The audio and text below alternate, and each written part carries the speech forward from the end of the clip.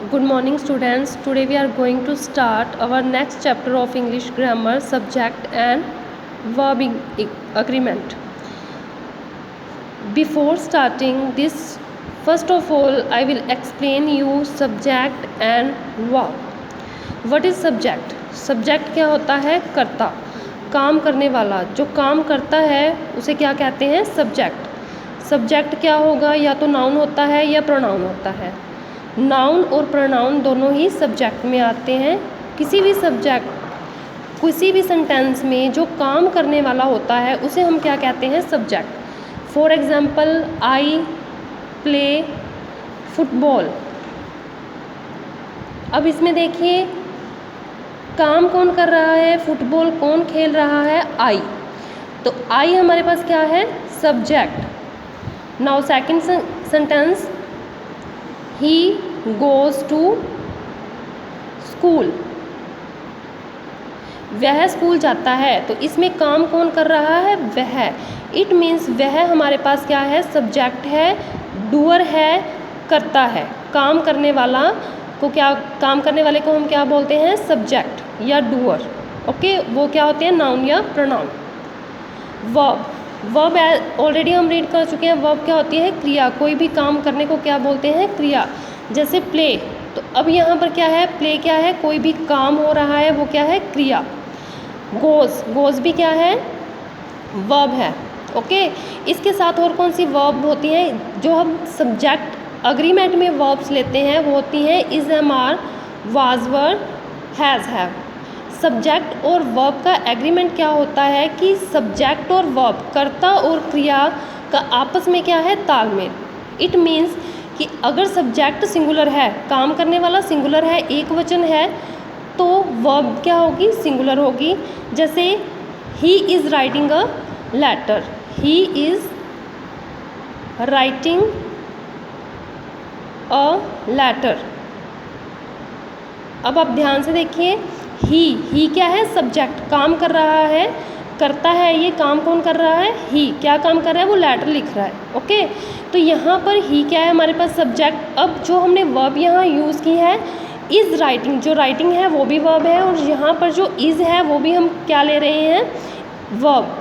Subject और verb agreement में मैंने ऑलरेडी आपको बताया कि हम is, am, are, was, were, has, have, इन सभी को एज अ वर्ब लेते हैं। तो यहाँ पर ही के साथ हमने क्या यूज़ किया है? इज़ का यूज़ किया है। तो सब्जेक्ट क्या है? सिंगुलर है, एक वचन है, तो इसके साथ जो वर्ब है हमारी इज़, वो भी क्या है? सिंगुलर होगी। इफ़ सब्जेक्ट इज़ प्लूरल, अगर सब्जेक्ट काम करने वाले ज़्यादा हैं, प्लूरल हैं, बहुवचन में हैं, तो वर्ब भी क्या होगी? प्लूरल होगी।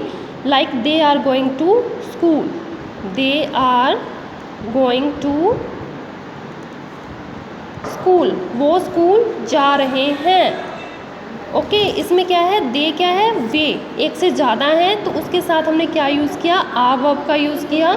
तो सब्जेक्ट अगर सिंगुलर होगा तो वर्ब भी सिंगुलर होगी, और सब्जेक्ट अगर प्लूरल होगा तो वर्ब भी प्लूरल होगी। इसे हम क्या कहते हैं? सब्जेक्ट और वर्ब का एग्रीमेंट, मतलब सब्जेक्ट और वर्ब का आपस में तालमेल। अब हम नेक्स्ट पढ़ेंगे कि कहाँ कहाँ हम इनका यूज़ करते हैं, या इनका यूज़ कहाँ होता है, किस कंडीशंस में ये अप्लाई होती हैं। Before it we will do some more examples. The girls are dancing. Now अब हमारे पास सब्जेक्ट क्या है? गर्ल। एक गर्ल है या गर्ल्स बहुवचन है, तो उसके साथ हमने वर्ब क्या लगाई? Are. The pen is on the table, अब एक पेन की बात हो रही है तो वर्ब भी क्या होगी? सिंगुलर होगी। अब हमेशा हम क्या करते हैं? वर्ब को बिल्कुल नाउन सब्जेक्ट के नज़दीक लगाते हैं। सब्जेक्ट क्या होता है? नाउन या प्रोनाउन सब्जेक्ट होगा, तो इसके नज़दीक लगती है हमेशा वर्ब। जैसे हमने ये लगाई है कि द गर्ल्स आर डांसिंग, अब ये हमारे पास सब्जेक्ट है और आर क्या है? वर्ब है, तो हमने सब्जेक्ट के बिल्कुल नियरेस्ट यूज़ की है वर्ब का। बट समटाइम्स क्या हो जाता है कि जब हमें वर्ब सब्जेक्ट के दूर लगानी पड़ती है तो हमें बहुत ध्यान से लगानी होती है। जैसे the list of items is very low, अब यहाँ पे वर्ब क्या यूज़ किया हमने? इज़ यूज़ की है। यहाँ पर ये आइटम्स है, बट हम आइटम्स को नहीं देखेंगे, यहाँ पर हम किसको देखेंगे? लिस्ट को, क्योंकि लिस्ट क्या है? हमारे पास सब्जेक्ट है। आइटम्स सब्जेक्ट नहीं है, लिस्ट सब्जेक्ट है, और हमने लिस्ट सब्जेक्ट से दूर यूज़ किया है वर्ब का, तो लिस्ट क्या है, सिंगुलर है, तो उसके साथ हम किस चीज़ का यूज़ करेंगे, इज़ का। वर्ब कौन सी यूज़ होगी, सिंगुलर इज़। हमने ये नहीं देखना कि यहाँ पे आइटम्स दिया हुआ है तो उसके साथ हम आर का यूज़ करें, नहीं, हमें सब्जेक्ट देखना है। सब्जेक्ट क्या है, list. Now next, when two subjects are connected with either or neither or nor the verb agrees with subject nearest to it। इसका मीनिंग क्या होता है कि कई बार हम कनेक्ट कर लेते हैं टू सब्जेक्ट्स को, दो सब्जेक्ट इकट्ठे होते हैं, लाइक मोहन सिस्टर। अब मोहन क्या है, सब्जेक्ट है, सिस्टर भी क्या है, सब्जेक्ट है। अब आप देखिए, neither Mohan nor his sister is going to attend the party. ना तो मोहन जा रहा है, ना ही उसकी सिस्टर जा रही है पार्टी अटेंड करने के लिए। अब सब्जेक्ट तो इसमें दो यूज़ किए हैं, बट हम वर्ब का यूज़ किसे देख के करेंगे, जो सब्जेक्ट के साथ जो सेकंड सब्जेक्ट होगा जिसके साथ वर्ब यूज़ की गई है, उस सब्जेक्ट को हम देखेंगे कि वो सब्जेक्ट सिंगुलर है या प्लूरल है।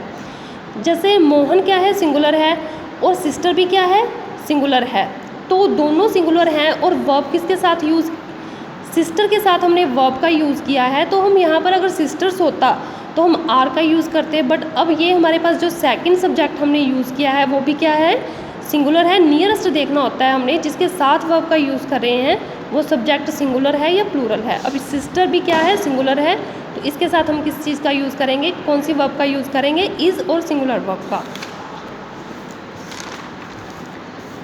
Now either Sushan or the girls are going